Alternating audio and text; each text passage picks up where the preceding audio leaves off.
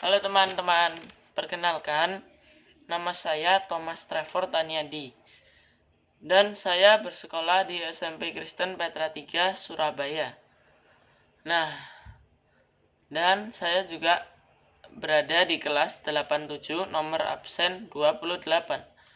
Nah, hari ini saya ingin menceritakan ya tentang satu buku cerita gitu yang belakangan ini saya baca semingguan ini ya. Nah, cerita itu bernama Si Cemong Coak gitu ya. Ini cerita ini kalian bisa baca di Jilib aja. Dan langsung saja tanpa berlama-lama ya. Langsung aja kita mulai membaca Si Cemong Coak. Oke. Jadi pada mulanya itu ada kucing bernama Cemong. Dia kucingnya berwarna hitam dan dia liar ya, belum dipelihara dan dia sangat kelaparan. Nah, saking susahnya hidupnya, cari sesuap ikan aja susah nih kayaknya. Nah, jadi habis itu ia punya sedikit ya temannya. Nah, salah satu ada dua sih yang diperkenalkan di cerita ini. Ada si Mak Abu, yaitu kucing betina yang sedang hamil gitu ya. Jadi dia terus Mak Abu itu pernah tiba-tiba nyerang di halaman rumah gitu ya, biasa ibu hamil gitu kan ya. Berikutnya ada juga si belang ekor pendek ini ya. Kucing ini sebenarnya lumayan agresif ya, ya suka mendesis pas si Cemong mendekatinya ya. Dah, kucing-kucing itu cuma baik pas mereka udah kenyang gitu kan, biasa ya. Dah, berikutnya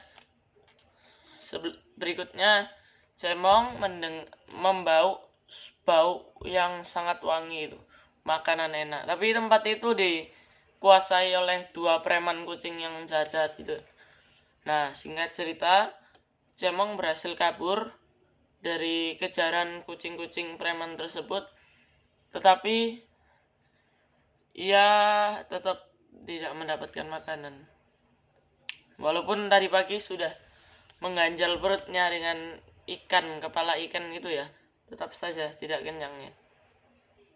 Singkat cerita, Cemong pada malam hari ya hujan kan ya. Jadi Cemong tidur di kandang ayam gitu. Karena ia tidak punya tempat tinggal gitu, akhirnya dia terpaksa tidur semalam di kandang ayam itu.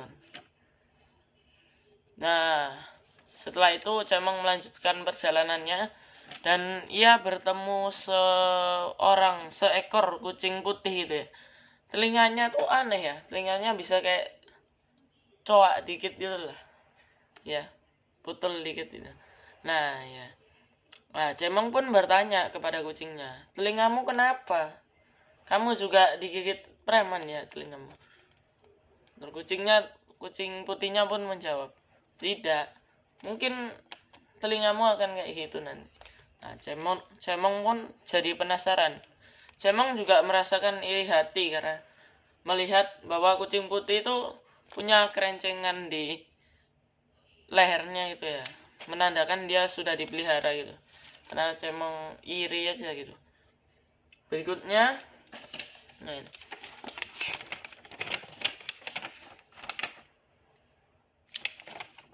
Berikutnya Cemong dikejutkan dengan jaring yang menangkapnya ya. Ada dua orang pria besar gitu. Terus dia nangkep Cemong dan dibawa ke ruangan yang bercat putih semua gitu. Berwarna putih semua ya kan. Nah, sehabis itu Cemong dibangunkan dan diberitahu akan melakukan sesuatu gitu ya. Ternyata usut punya usut ya. Mereka akan mensteril si Cemong ini. Nah, habis itu setelah si Cemong sudah sterilisasi, Cemong diberi tanda coak telinganya, sama seperti yang akan dikatakan tadi si kucing putih itu. Nah, sehabis itu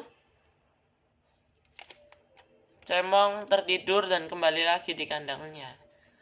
Habis itu Cemong dikagetkan dengan suara anak muda yang ingin membawanya pulang gitu ya.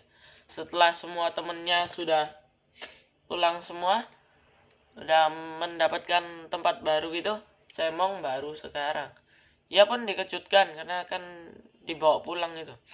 Setelah sesampainya di rumah, ternyata Cemong akan diberikan kepada anak gadis bernama Lila. Ya, Lila ini penyandang disabilitas dan menggunakan kursi roda. Sebelumnya juga Lila juga mempunyai kucing tapi sudah meninggal gitu ya. Nah, beberapa bulan kemudian terlihat Cemong sudah menjadi sangat gendut dan bulunya sangat bersih itu. Nah, Lila sangat menyayangi Cemong dan memberinya rumah yang nyaman untuk ditinggali. Nah, moral dari cerita ini pokoknya semua itu ada waktunya gitu ya. Jadi tinggal tunggu giliran dan usaha pasti tidak akan mengkhianati hasilnya kan. Nah, di sini saya juga punya beberapa kelebihan dan kekurangan dari cerita ini. Nah, kalau kelebihannya ya menurut saya itu gambarnya itu lucu-lucu, jadi nggak bosen gitu bacanya ya kan. Nah, ya, baik juga, cocok untuk anak-anak yang mau lihat gitu.